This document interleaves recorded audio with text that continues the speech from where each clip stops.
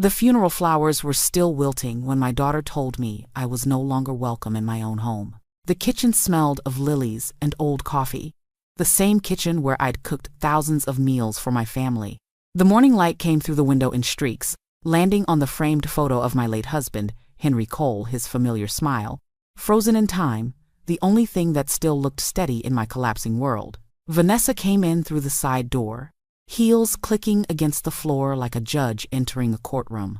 She set her designer purse on the counter, straightened her blazer, and looked at me the way a landlord looks at a tenant whose rent is overdue.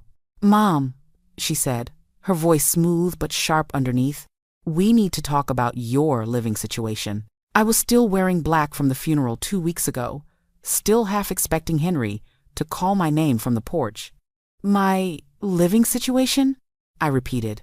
Vanessa folded her arms. "I can't keep covering your expenses.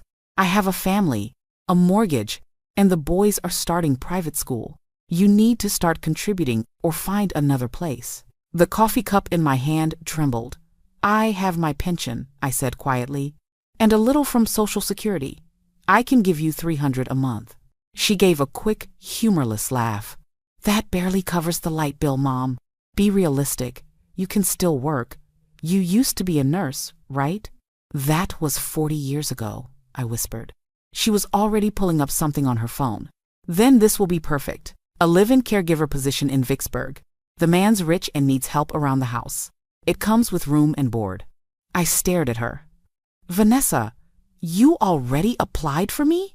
She slid her phone across the table, showing me the job listing. I emailed them your information. "You've got an interview tomorrow morning at 10. You'll thank me when you're settled." I tried to breathe, but it felt like someone had closed a door inside my chest. "You're sending me away?" Her tone softened for just a second. "I'm giving you a chance to stand on your own 2 feet. You can't live here forever, Mom. Daddy left the house to me. I have to think about my family." I turned to the window so she wouldn't see the tears in my eyes. Outside, the wind carried a few petals from the funeral wreath off the porch. They scattered down the gravel driveway, bright white against the red dirt. After she left, I walked into the bedroom I had shared with Henry for 45 years. His flannel shirt still hung on the chair. I folded it carefully and placed it on top of my suitcase. "I'll try to manage, Henry," I whispered to the empty room. "I'll try to survive." That night, I packed everything I owned into 2 suitcases. The next morning, I took the bus out of Natchez, heading toward a mansion on the Mississippi River, toward a job I didn't want, and a man I had never met. But I had no idea that this stranger waiting at the end of the road would turn out to be the ghost from my past, the man I thought I'd buried almost 50 years ago. The bus dropped me off at the edge of a long, winding driveway, lined with cypress trees that reached toward the gray Mississippi sky like tall, silent witnesses. My hands trembled as I clutched the letter with the address: Riverside Estate, Vicksburg, Mississippi. The gravel crunched beneath my shoes as I began the slow walk toward the mansion that waited at the top of the hill. It was enormous, pale stone streaked with moss, its iron gates still engraved with a name I didn't recognize. The house overlooked the river like it was guarding something, maybe secrets, maybe ghosts. Every window glinted with reflections of the churning water below. A tall woman in a gray uniform opened the door before I could knock. "Mrs. Cole?" Her voice was precise, controlled. "I'm Mrs. Alden, Mr. West's housekeeper. Please, come in." The air inside was cool and smelled faintly of lemon polish and something older, dust, maybe, or memories. The marble floor gleamed so brightly I could see my reflection. A tired woman in her late 60s, wearing her best dress and borrowed courage. Mrs. Alden didn't smile as she led me through the grand foyer. Portraits of stern men and delicate women lined the walls. Every face seemed to follow me, every painted eye holding its own judgment. "Mr. West requires assistance with nearly everything," she said as we walked. "He is paralyzed from the waist down, following a boating accident 5 years ago. He expects punctuality, discretion, and silence when needed. He has very specific routines." "How many caregivers has he had?" I asked quietly. 17, she replied without hesitation. None lasted more than 3 months. My stomach tightened. We stopped at 2 tall doors carved with magnolia flowers. Mrs. Alden's hand hovered on the handle. "Before we go in," she said, "understand this Mr. West doesn't like questions. He doesn't tolerate pity. Speak when spoken to, and you'll do fine." She opened the doors. The room beyond was a vast library filled with golden afternoon light. Floor-to-ceiling windows looked out over the Mississippi River, the water gleaming like liquid bronze. Shelves overflowed with books, old maps, and artifacts from another time. And there, near the window, sat a man in a wheelchair. His hair was silver, his shoulders broad, despite the years. The lines on his face were carved deep, like the riverbanks outside, but it was his eyes ice blue, sharp, and weary that held me captive. "Mrs. Cole," he said, his voice deep but hoarse, like someone unused to speaking much. "So you're the one who answered the call." I nodded, forcing a polite smile. "Yes, sir. I was told you needed assistance." He turned his chair slightly toward me, studying my face as though I were a puzzle he almost recognized but couldn't place. "Assistance," he repeated softly, a faint smile tugging at his mouth. "I suppose that's one way to describe it." Behind me, Mrs. Alden cleared her throat. "Mr. West, this is your new caregiver." He lifted one eyebrow. "We'll see." Something in his tone sent a shiver through me. I couldn't tell if it was warning or curiosity. Then, without looking away from me, he asked quietly, "Tell me, Mrs. Cole, do you believe people ever truly die? Or do they just wait to be remembered?" I froze. For a moment, I couldn't answer. The light flickered across his face, and in that brief shimmer, something inside me stirred a shadow of a memory. The echo of a voice I hadn't heard in almost 50 years. "Sometimes," I said finally, my throat tight, "the past doesn't stay buried." He smiled faintly, and I didn't know whether to be comforted or afraid. That first night at Riverside Estate, I couldn't sleep. The silence inside that house was different from ordinary quiet. It was thick, watchful, as if the walls themselves were listening. Somewhere down the hall, a grandfather clock ticked unevenly, stuttering every few seconds before catching its rhythm again. My room was larger than my entire old house in Natchez. A canopy bed stood near tall windows draped in heavy velvet, and a writing desk overlooked the dark sweep of the river. On the dresser, Mrs. Alden had placed a glass of water and a small silver bell. "Ring if you need anything," she'd said. But somehow, I doubted she meant it. After unpacking my clothes, I reached for the worn leather trunk Vanessa had nearly thrown away when she'd helped me pack. The lock was stiff, but it finally gave way with a tired click. Inside were the last pieces of the life I'd lived before everything fell apart. Folded letters, my nursing badge from 1974, a pressed magnolia from Henry's funeral wreath, and beneath all of that, a photo album I hadn't opened in years. I sat on the bed, letting the lamplight pool across the yellowed pages. The first photographs were familiar. My wedding to Henry, baby pictures of Vanessa, snapshots from long ago Christmas mornings. Then, halfway through, I froze. There he was. A young man with dark hair, a smile so bright it could warm the whole room. His arm around me, his cheek pressed close to mine. I was wearing a white nurse's uniform, my hair tied back with a ribbon. The caption written in my own looping handwriting read, "Daniel Mercer, 1976. My breath caught. Daniel. The first man I ever loved. The man who died in a factory explosion nearly 50 years ago. I traced his face with my fingertip. The same piercing eyes. The same small scar near his right temple. My heart began to pound so hard I could hear it echo in my ears. No, I thought. It couldn't be. But the more I stared, the more I saw it, something in the tilt of Daniel's smile that matched the man in the wheelchair downstairs. I shoved the photo album back into the trunk, just as a floorboard creaked outside my door. For a moment, I thought it was Mrs. Alden checking in, but when I stepped into the hall, it was empty. Only the draft whispered back at me. Still shaken, I returned to bed and tried to sleep. But the question refused to leave my mind. The next morning, I carried Mr. West's breakfast tray to the library. As I poured his coffee, I noticed the way his hand trembled slightly when our fingers brushed. He caught me staring and smiled faintly. "Have we met before, Mrs. Cole?" he asked. His tone was polite, but his eyes, those impossibly blue eyes, searched mine like a man looking for a ghost. "I don't believe so, sir," I managed to say, though my voice betrayed me. He tilted his head, the same way Daniel used to when he was teasing me. "Perhaps not. Still, you seem familiar." I forced a smile and stepped back. "Would you like more sugar in your coffee?" He didn't answer right away. His gaze lingered on me, thoughtful, almost tender. "2 spoons," he said finally, a faint smile tugging at his lips. "The way you used to make it." The china rattled in my hand, because no one, not even my husband Henry, had ever known that. I didn't sleep the next night either. Every time I closed my eyes, I saw his face, the young man from that old photograph, overlapping with the older one in the wheelchair. The same eyes, the same half smile, the same way he said my name as if he had known it forever. By morning, I decided to stop pretending I didn't know. The questions were eating me alive. I found Mr. West in the conservatory, surrounded by morning light filtering through the glass panels.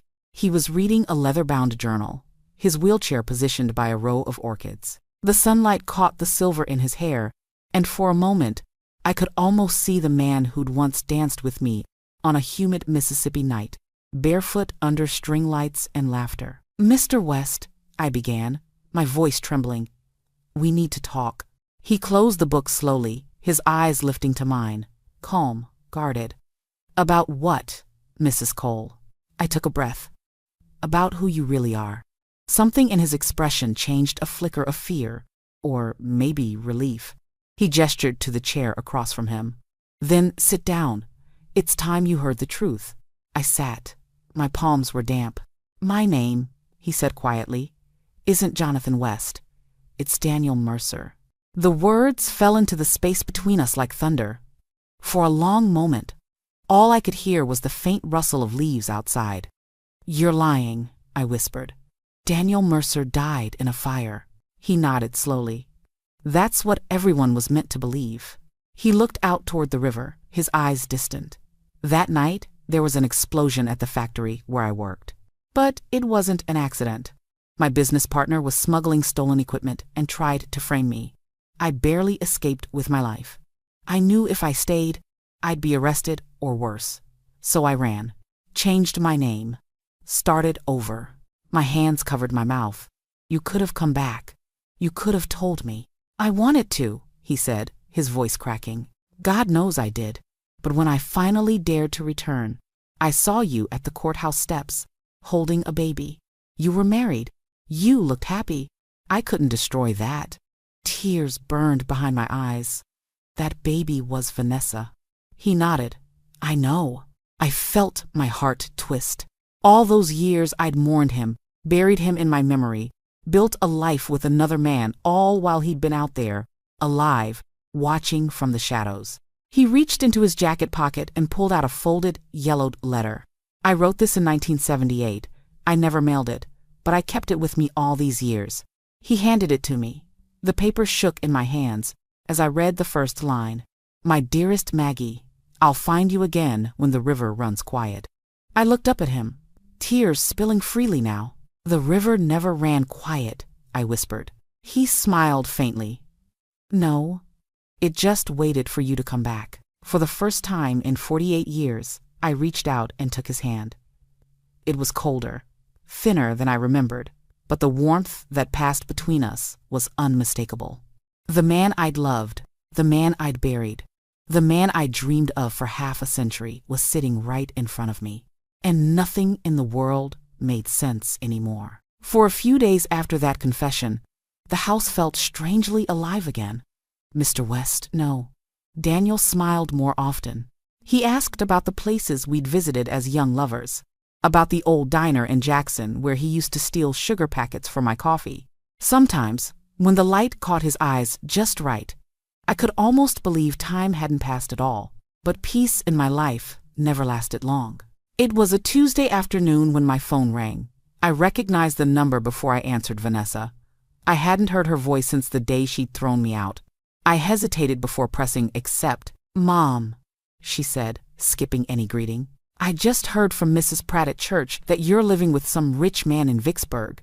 She said you were pushing his wheelchair around the grocery store and calling him sweetheart. What is going on?" I closed my eyes. "Vanessa, please don't believe everything you hear. I'm working as his caregiver. Nothing more." "Nothing more?" Her voice sharpened. "People are talking. You're embarrassing me. 2 months after Dad's funeral and you're playing house with a stranger?" Anger flared inside me. "I'm not playing house. I'm trying to survive. You made that very clear when you threw me out." There was silence on the line, followed by a cold laugh. "So this is about revenge. You're going to live off some old man to prove you don't need me?" I tried to stay calm. "You don't know him. He's kind, and he pays me fairly." "Fairly," she repeated, her tone dripping with sarcasm. "What's the salary, Mom? Enough to buy your loyalty?" Before I could respond, another voice came from across the room. "Is that your daughter?" Daniel's tone was calm, but there was steel beneath it. I nodded. He reached out a hand. "May I?" Reluctantly, I handed him the phone. "Miss Cole," he said, his deep voice filling the silence. "This is Mr. West. I'd like to clarify a few things." Vanessa's tone changed immediately. "Oh, Mr. West, I'm sorry. I didn't realize." "I imagine you didn't," he interrupted smoothly.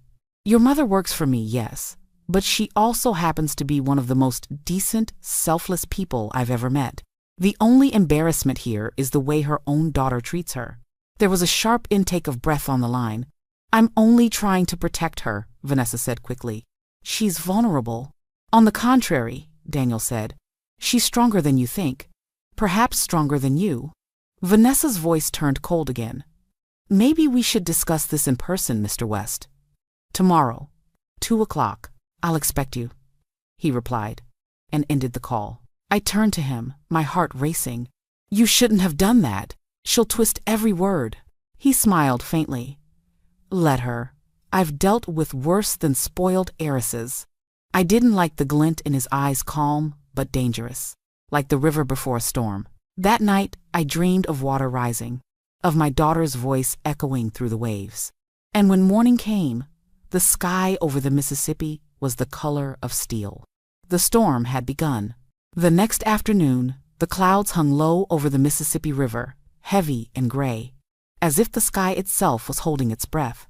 I spent the morning rearranging the sitting room, unable to stand still. Daniel insisted the meeting take place in his study, his domain, lined with dark oak shelves and floor-to-ceiling windows that reflected the storm clouds outside.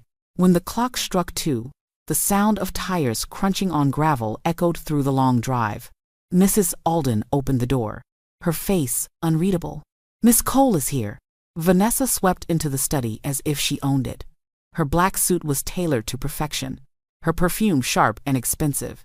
She glanced at the grand piano, the Persian rug, the rows of leather-bound books, and her eyes glimmered with something I recognized all too well: calculation.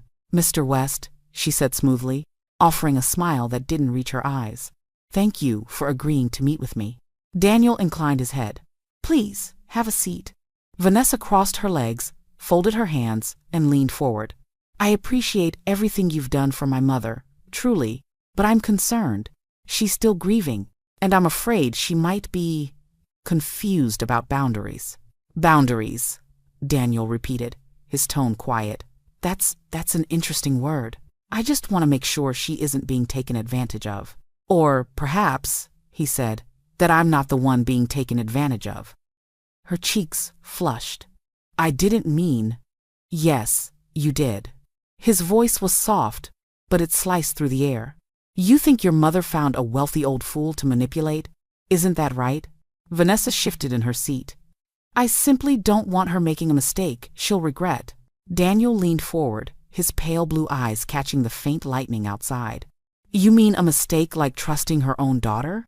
The color drained from her face. "I've had my assistant look into your finances, Miss Cole," he continued. "Your company in Natchez Cole Realty hasn't paid its taxes in 2 years. You took out a second mortgage to cover gambling debts. And you've borrowed against your father's life insurance. Twice. Vanessa blinked, momentarily speechless. That's none of your concern. It becomes my concern when you accuse your mother of using people for money while doing exactly that yourself. I wanted to intervene, to stop the humiliation, but something in Daniel's eyes told me this was only the beginning. Then he opened a folder on his desk and slid a single sheet of paper toward her. You're not here because you care about your mother. You're here because you think there's something to inherit. Vanessa's jaw tightened. You don't know me. Oh, but I do, Daniel said quietly. Better than you realize. She frowned. What's that supposed to mean? He hesitated, then spoke the words that made my entire body go cold. It means I'm not just the man your mother works for. I'm the man who loved her long before you were born. And according to the dates, Vanessa, I may very well be your father. For a long, shattering moment, no one spoke. The only sound was the distant rumble of thunder rolling across the river. Vanessa stood abruptly, her chair scraping the floor. You're insane. My father was Henry Cole. Daniel's gaze didn't waver. Henry raised you, yes, but I knew your mother before she ever met him. I recognized the timing the day I saw you. I felt the blood drain from my face. Daniel, please don't. He turned to me, his voice breaking for the first time. Maggie, I should have told you sooner. I didn't want to believe it myself, but when I came back to Mississippi years ago, I learned she was already born, and I did the math. I hired an investigator. The truth was right there. Vanessa's face twisted between fury and disbelief. You expect me to believe that the man in this wheelchair, the one Mom conveniently found after all these years, is my father? Daniel didn't answer. He simply opened another drawer and laid out a faded photograph. Me at 20, standing on the banks of the river, Daniel's arm around my waist. The date scrawled on the back. Her gaze dropped to it, and for a moment, her voice faltered. That's impossible. It's not, I whispered. My hands were trembling. I didn't know for sure. Henry and I, when I found out I was pregnant, Daniel had already disappeared. The paper said he died in the fire. I thought I was doing what was right. Vanessa backed away, her voice shaking. No, you're both liars. This is some twisted game. She turned and stormed toward the door, her heels striking the marble like gunshots. When the door slammed, the sound echoed through the house. Daniel let out a slow breath. It's done, he said quietly. The truth is finally out. But I couldn't move. My heart felt as heavy as the clouds outside. Because truth, I realized, didn't always set you free. Sometimes it just left you standing in the ruins of everything you thought you knew. The days that followed were heavy with silence. Vanessa didn't call, didn't text.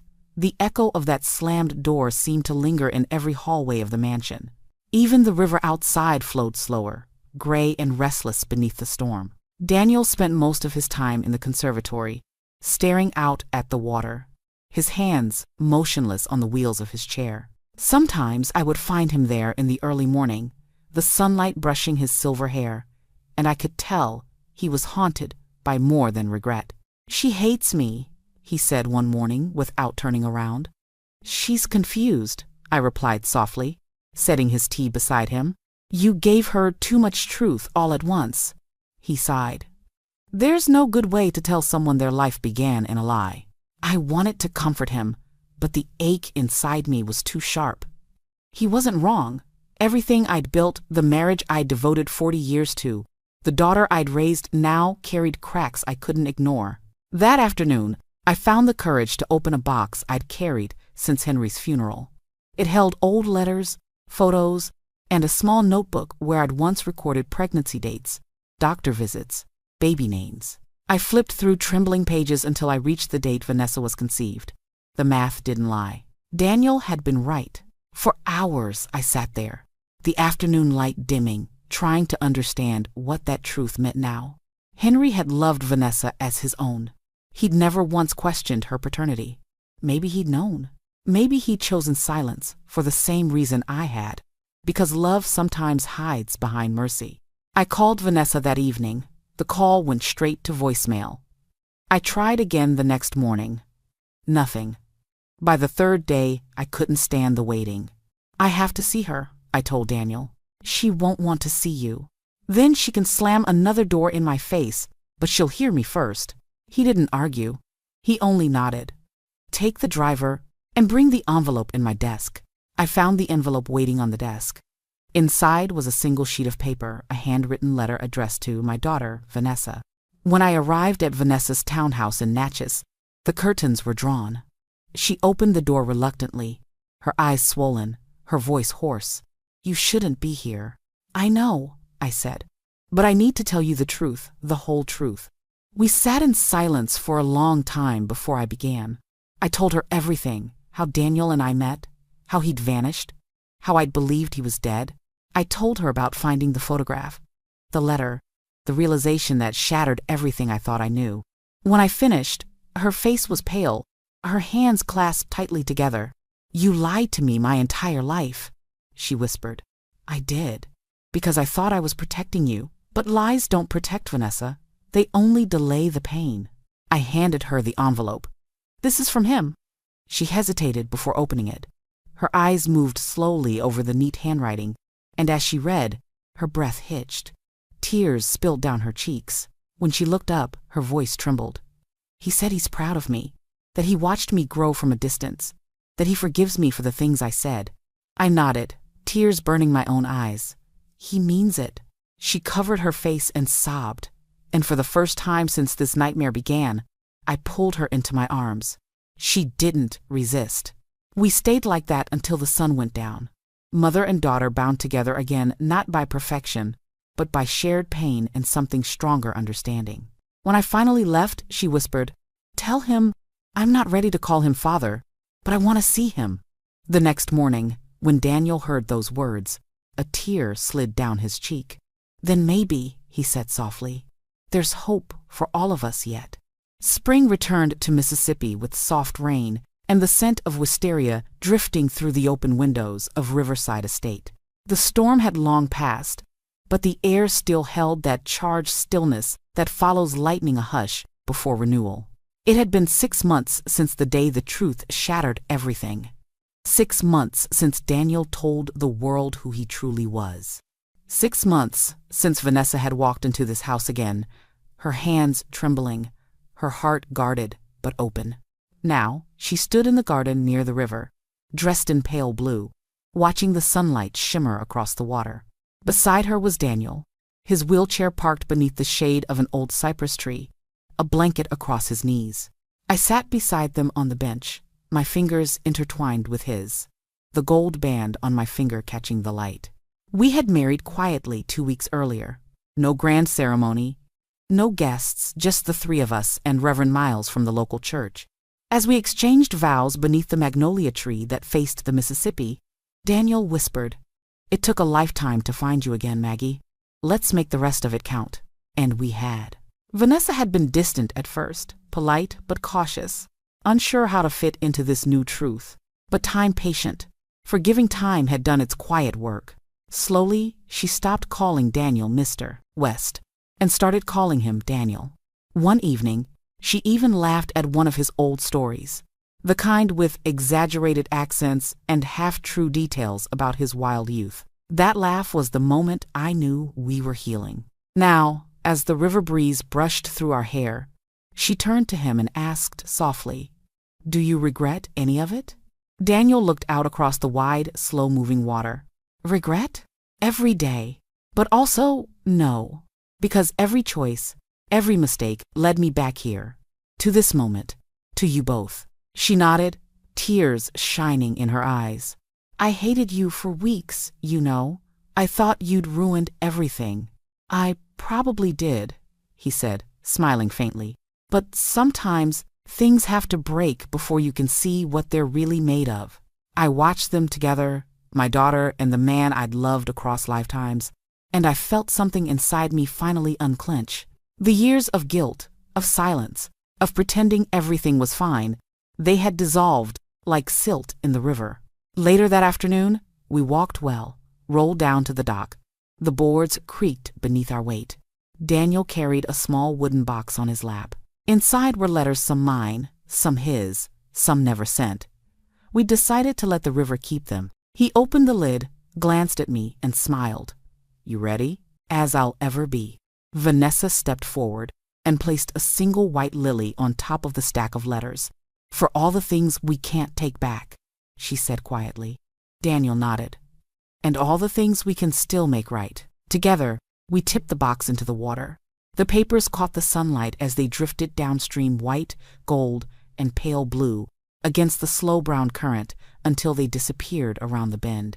For a while, none of us spoke. The river whispered its endless song, carrying our confessions, our apologies, and our love into the horizon. Finally, Daniel broke the silence. You know, he said softly, the Mississippi has a long memory. It carries everything: mud, roots, lost things, forgotten things. But it never stops moving forward. I smiled through my tears. Maybe that's what we've learned to do. That evening, as the sun sank low and painted the sky in shades of rose and gold, we sat together on the porch overlooking the water. Vanessa leaned against the railing, her eyes peaceful for the first time in years. Daniel rested his hand over mine, his thumb tracing slow, familiar circles. Do you ever think, I asked quietly, what might have happened if that fire had never happened? If we'd stayed together back then? He chuckled, the sound low and warm. We would have fought like hell. You'd have driven me crazy, and I'd have driven you crazier. But I think we'd still have ended up right here, maybe a little sooner. Vanessa laughed softly, shaking her head. You two are unbelievable. Unbelievable, Daniel said, is another word for miracle. The last light of day shimmered over the river, turning it to molten gold. Somewhere in the distance, a train whistle echoed the same sound I remembered from the night Daniel first left, decades ago. But now, that sound didn't carry sorrow. It carried peace. I thought about the years I'd spent living for everyone else, afraid of what people would say, afraid of mistakes, afraid of love that came too late. And I realized something. Sometimes life waits until we've lost everything to show us what truly matters. I turned to the camera in my mind, to the invisible listener I knew would one day hear this story, and said softly, forgiveness doesn't mean forgetting the past. It means refusing to let it poison your future. Love doesn't die, it just waits, patient as the river, for us to find it again. Daniel squeezed my hand. Vanessa smiled through her tears. The river rolled on, quiet and endless, and for the first time in a lifetime, I felt free.